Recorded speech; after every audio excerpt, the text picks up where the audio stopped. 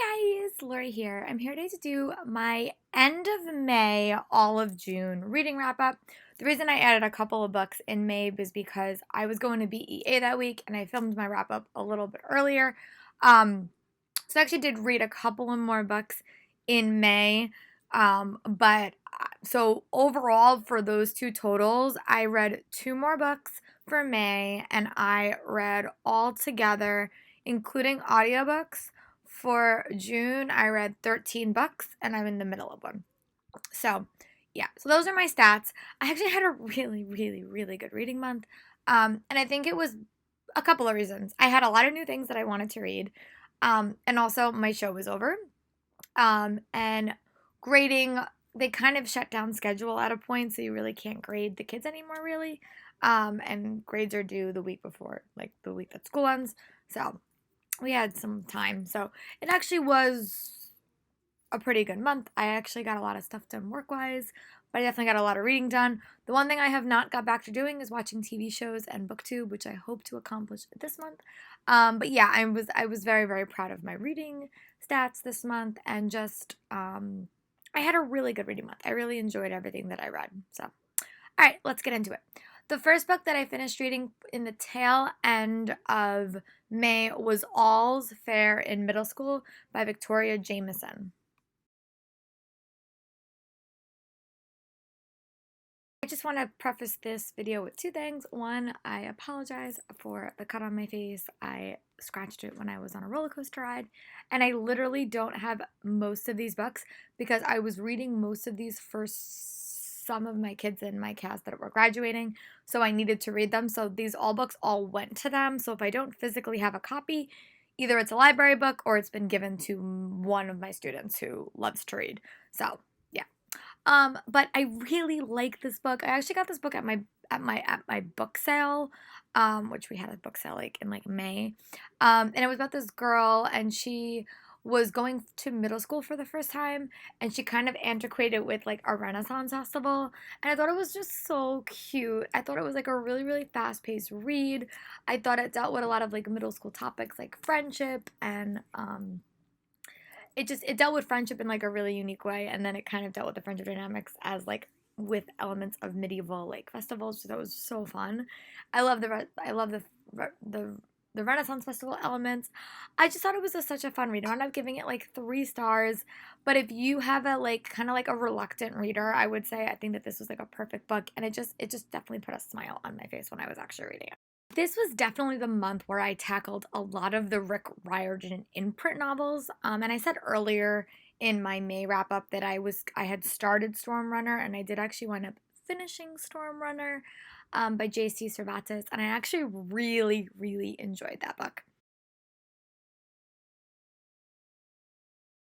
This book follows Zane Osbo. I think he lives in Mexico or California. I can't remember.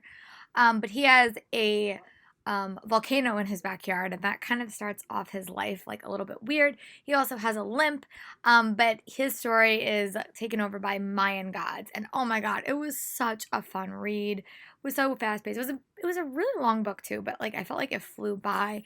This book series also had like a trio of characters, which I love in middle grade. I just love those types of stories. It just really, really was such a fun read. I flew through it, and I read it right before I went to BEA, where I got Firekeeper, which was the sequel, which I was so happy about. But I definitely gave this book like 4.75 stars.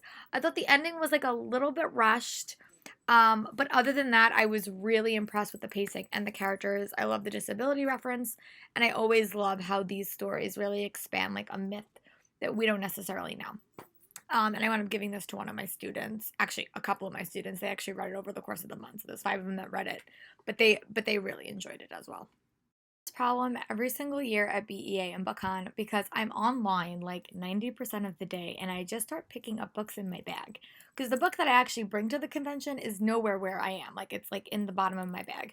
So I end up picking up Race to the Sun by Rebecca Rowanhorse, and I actually over the course of the whole week I actually finished that book. So that is my next read. And I actually got to meet this author. She was one of the first authors I got to meet at the convention center. And I wound up giving this book to one of my students named John. But this was like an Indian-inspired mythology. It was about a moon slayer. It was also another girl was in the lead, which I thought was very interesting. I really liked the story. There was a very, very fast-paced story. I thought that the quest elements in this was done very, very creatively, and I really enjoyed it. There was also a trio of characters in this story as well. And I just really liked the structure of it. I thought it was a very, very fast paced story.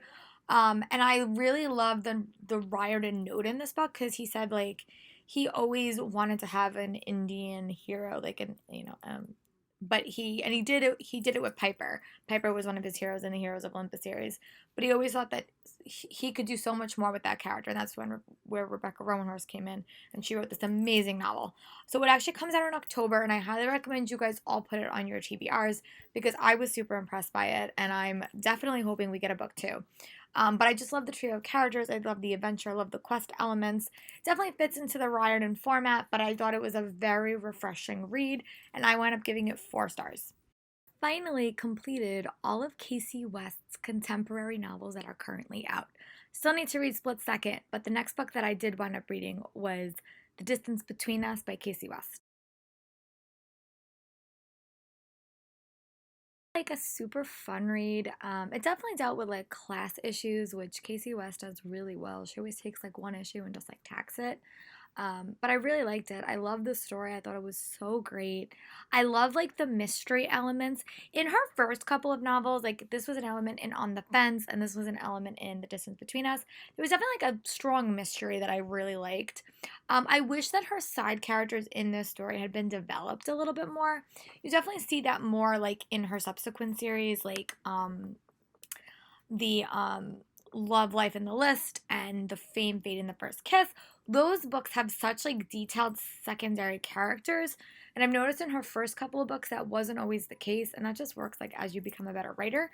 But I definitely did enjoy it. I wouldn't say it's my favorite Casey West novel, and I did want to giving it away to one of my students, but I definitely did enjoy it, and I really loved the lead character. I love the guy point of view. The guy's character. I thought he was really, really interesting, and I love the dynamics between Camria O'Kamen. I think this Kamen and her mom. I loved her family dynamics that we got, and I just really liked the dynamics between Alex and Kamen. I thought that was really interesting, and I really enjoyed the story. I just wish the side characters were fleshed out a little bit more. That was my only complaint. But I wound up giving it 4 stars. I blame myself reading this book because I really just needed something theater in my life, and this book is called Always Never Yours by Emily Weberly and Aston Sigmund Broca, and it is a retelling basically of Romeo and Juliet, which I really, really liked. This book is definitely more like, whenever I say like sex positive novels, I think it just deals with sex in like an appropriate manner. It's definitely what this book was. It definitely had some sexual content, but I didn't feel like it was glorifying it. I thought that I did it in like a very like way that I think kids would enjoy reading about, especially middle or high school students. I didn't think it was anything inappropriate, but just that is a topic that comes up, which it comes up in really everyday life, so I don't think it's that big of a deal. But this basically follows this girl. She is all set to go to college. She wants to be a director, but the program she's going to is in Oregon, and she has to have like an acting role. So her plan is to get a very small minor part in Romeo and Juliet. However, she winds up getting cast as Juliet, and this kind of sends her life like in like a tailspin because that's not what she was expecting at all. But she's also the girl that before a guy finds his happily ever after, they date her. So she's like the girl that no one falls in love with. So it was a very interesting story. I really liked it. I loved her character. She progressed so much throughout the novel. She wasn't likable at the start of the book, but I actually grew to really like her. I loved the Romeo and Juliet elements. I loved her as a character. I loved Oliver as a character as well. I thought he was really interesting. And it was just a really, really fast-paced novel that dealt with a lot of self-discovery issues. A lot of friendship drama occurred. But the theater club was such a nice backdrop. And I'm actually hoping to read, if I'm being honest, next month. So I'll let you know if my thoughts are very similar about that. But overall, I really like this, and I gave it like 4.75 stars. next book that I wound up reading, going back to the Rick Riordan imprint novels, is Dragonpaw by Yoon Ha Lee. This was the Riordan imprint novel that came out in January, and I remember I got this from BEA last year. But this is like a space opera with Korean mythology, and I love kitsunes. Like, I love that mythology, so I really, really enjoyed this book. I thought it was a very, very fast-paced adventure story. I love the like the ghost elements in this. The kitsune stuff was awesome. I thought the pacing was weird at some points. Like, I thought that the beginning part took a very long time to get where they wanted to go, and once they got where they wanted to go, it was really compelling. um I really enjoyed the characters, and I loved how this book had a trio of characters but not really. I thought that that was an interesting decision. I also love the family dynamics were very, very strong in this, but I really did like the space opera and the pilots and stuff like that. I thought the flight school was another interesting element. I have a couple of books like that on my shelf that I hope to read soon, especially Aurora Rising, which is by Amy Kaufman and Jay Kristoff, which I hope to read. But this book was really good. I wound up giving it like 3.5 stars, and I don't know if this book is gonna get a sequel. It hasn't been announced yet, but I really did like how the book ended, and I'll be curious to see if we get more story from this world. And then the next book I wound up reading, going along this theme, was 9 Stories from the Magnus Chase series by Rick Riordan. I remember I wanted this book so bad last year from BEA that I had my friend trade me for it. I'm definitely happy I didn't buy it. But these stories are just fun. I think it's just like it takes like a different character, like not Magnus, but all the other characters from the heroes from the Magnus Chase series, and it kind of gives them like a one-off story, and then Thor kind of connects it with his like antics. It was fun. It was a 3-star read. I definitely recommend, if you've read Magnus Chase, to just read it because I thought it was just fun to see those characters again. Was a little bit upset that we didn't get a Magnus Chase focus story because he's like my favorite, but I know he was probably busy helping the heroes of Olympus, Percy Jackson. So, but overall, I really liked it. I gave it like 3 stars. I wouldn't buy it. I would maybe get the audiobook or get it from like a library, but it was a fun read. It just didn't like wow me. And that's kind of what those short stories are. They just kind of like add stories to the world and just kind of have you revisit favorite characters.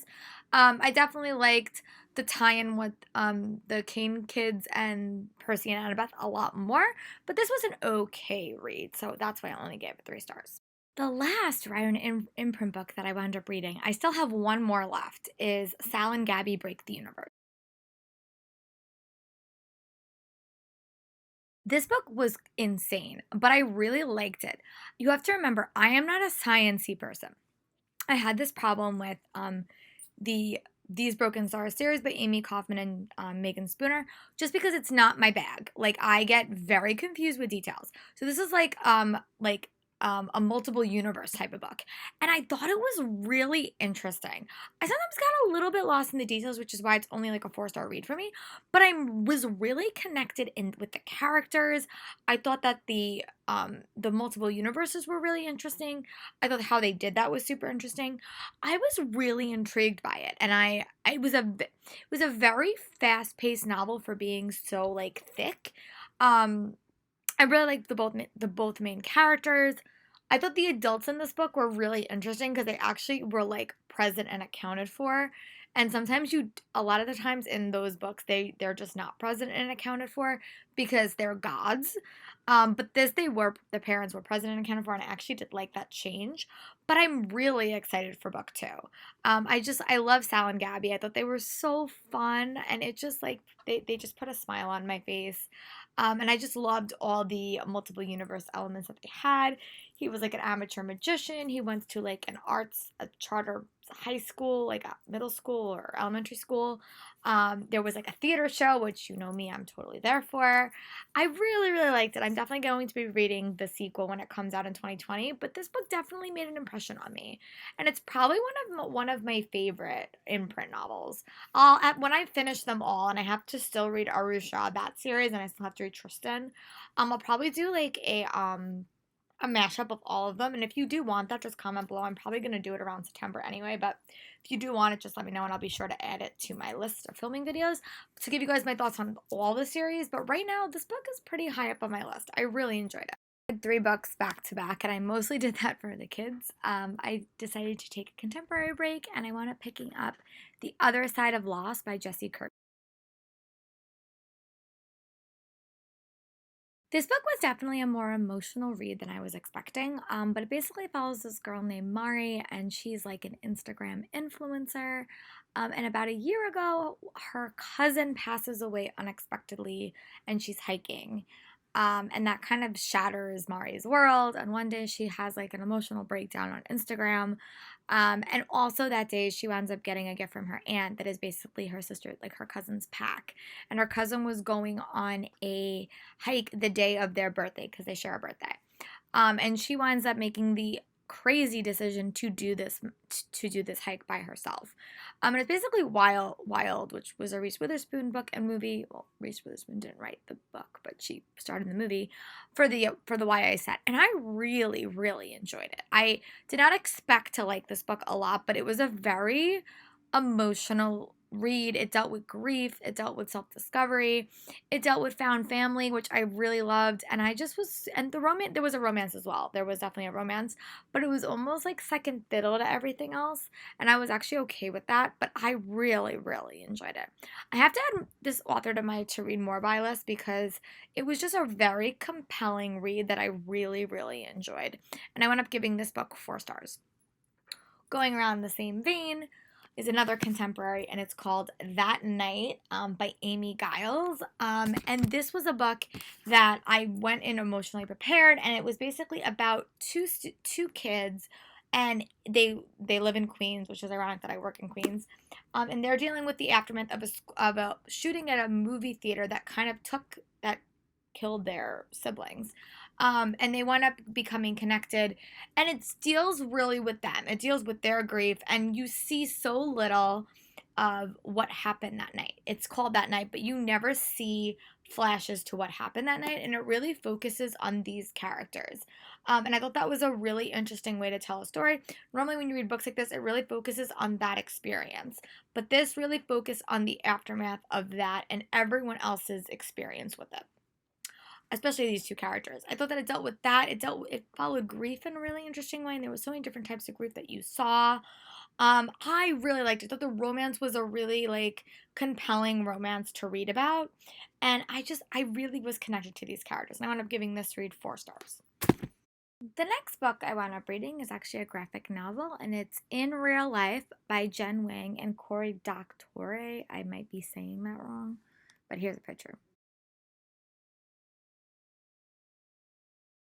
I adored Princess and the Dressmaker. It's probably one of my favorite graphic novels that I've ever read. And I really did enjoy this one too.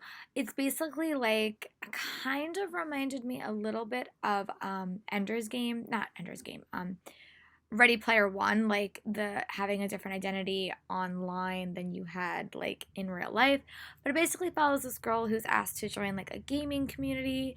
When she joins the gaming community, she kind of gets sucked into this unexpected issue that she's having with gold farmers, and it's just there's like an author's note at the start of the book that deals with like economics and economic theory, which kind of went a little bit over my head, but I really enjoyed the book.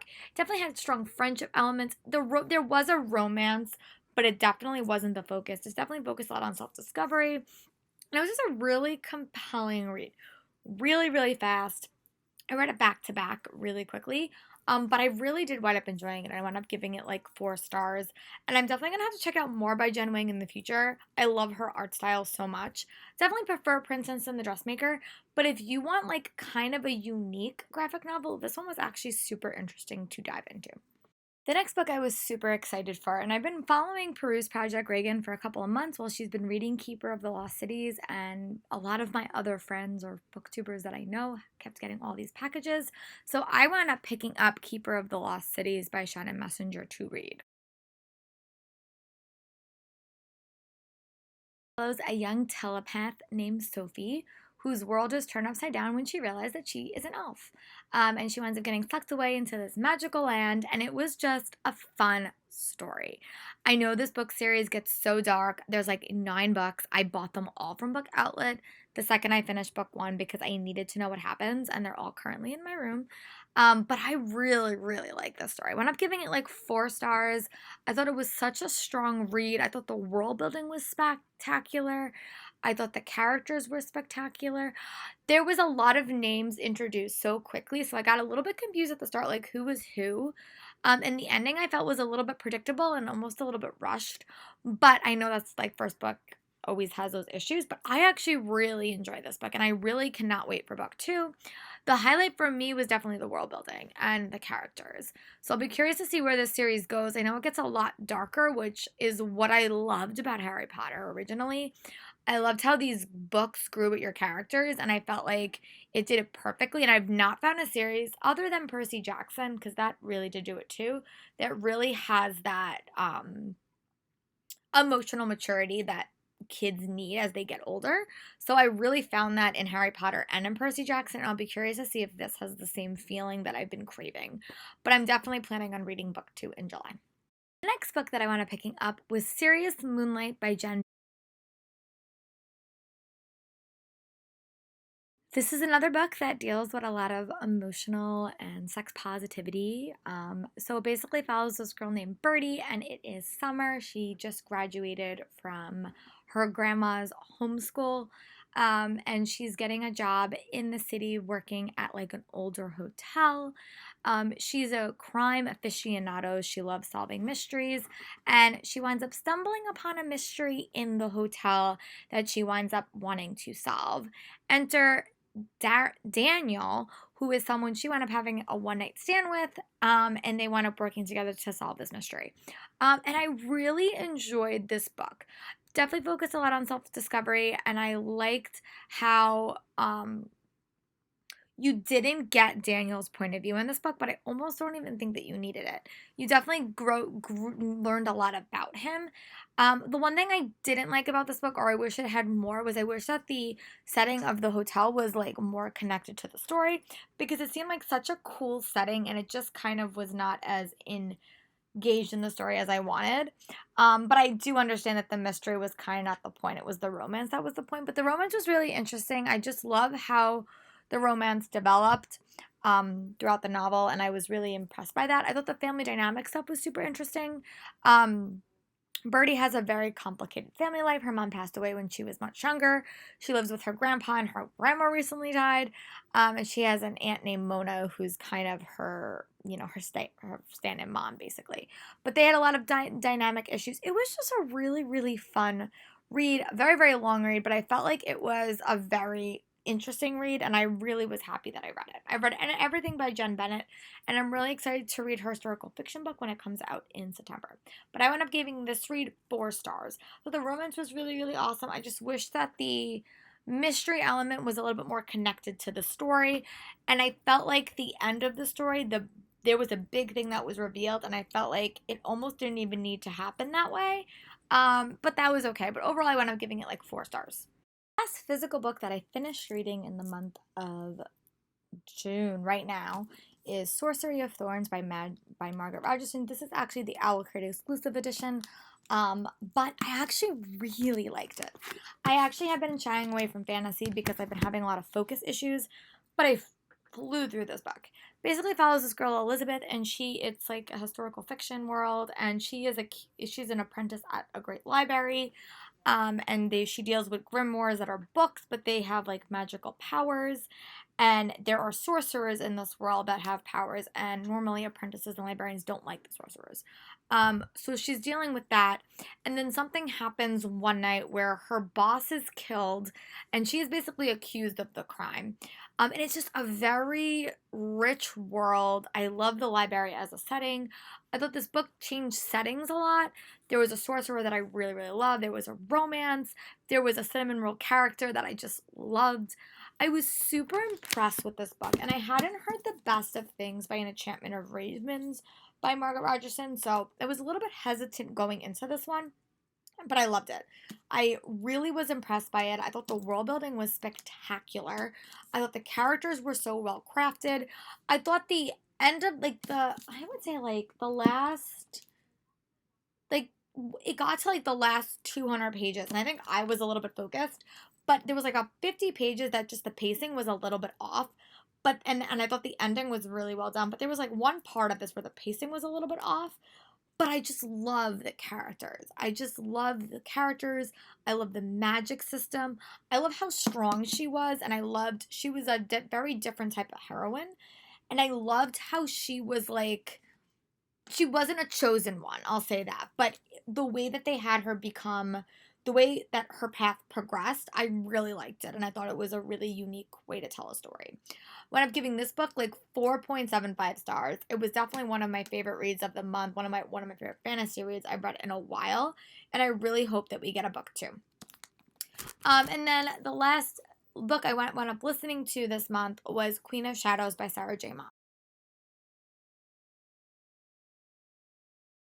This was the Sarah J. Maas book that I was really afraid to read because it was so big. So I ended up getting the audiobook, and I'm not sure how I felt about that, honestly, but I did like this story, and I'm a big Cal fan. I've always been a big, oh no, I've been a big Dorian fan. I also really do like Cal, but I've also was a very, very big Dorian fan, and I really loved Dorian in this book. I think that he was definitely an interesting character to read in this book, and I just loved it. There was a lot going on in this book. These books have like 97 different plot lines. Kind of feels like Game of Thrones in a way, especially when you read those books. It's kind of like very similar because there's just a lot going on that you need to be able to focus on.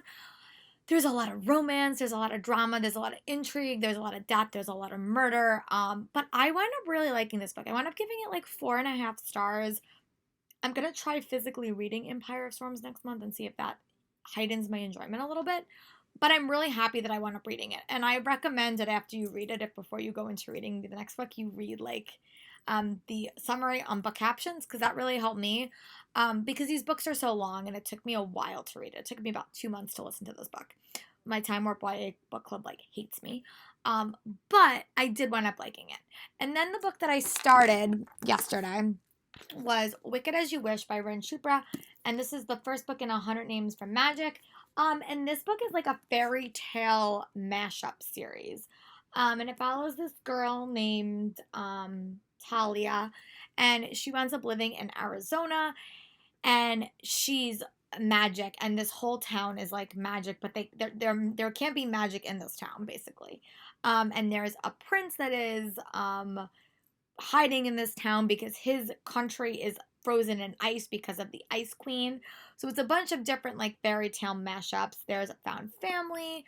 It's just so good. I'm really enjoying it, and I'm like 100 pages in, and I just want to keep reading. So that's what I'm gonna do tonight. But this wrap up will definitely be in my July wrap up because I want to post this video on Sunday, and I want to be able to post it. But I'll definitely give you guys my thoughts probably in my reading blog when I'm done with it. So be sure to check that out. That will probably be up this week. But let me know in the comments what was your highlight reads of the month. For me, my 2 highlight reads of the month was definitely Sorcerer of Thorns. I really loved Stormrunner. Really loved Sal and Gabby Break the Universe. And I really liked The Other Side of Lost. I've read a lot of books this month, but those were just some of my favorites. Let me know in the comments what were some of your favorite reads of the month, and I'll talk to you guys at the end of July for my July reading wrap up. Have a great day, everyone. Bye.